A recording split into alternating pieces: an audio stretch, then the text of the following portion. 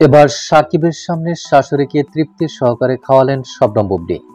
এ বিষয়ে বিস্তারিত তুলে ধরব আজকের এই ভিডিওতে।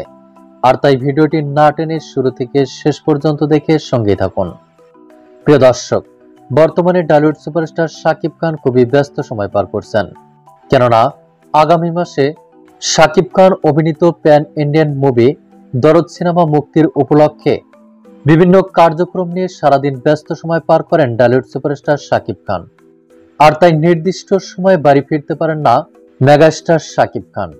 আজ কিছুক্ষণ আগেই বাইরের কার্যক্রম শেষে বাড়িতে ফিরেছেন টলিউড সুপারস্টার শাকিব খান। এদিকে পরিবারের সকলে খাবার খাইলেও খাবার খাননি শাকিবের মা। আর তাই শাকিব খান এসেই তার মাকে সঙ্গে নিয়ে খাবার খেতে বসেন।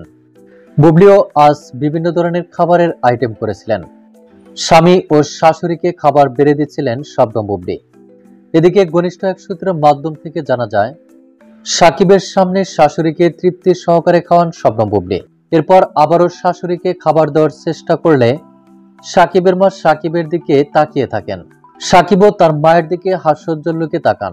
সময় সকলকেই বেশ হাস্যোজ্জ্বল লোকেই দেখা যাচ্ছিল। তো প্রিয় দর্শক, স্বামী ও শাশুড়িকে বুবলির খাওয়ানোর স্থির চিত্রটি দেখে আপনাদের কি মন্তব্য তা আপনার ধারণা মোতাবেক কমেন্ট করে জানিয়ে দিন নিচের কমেন্ট বক্সে।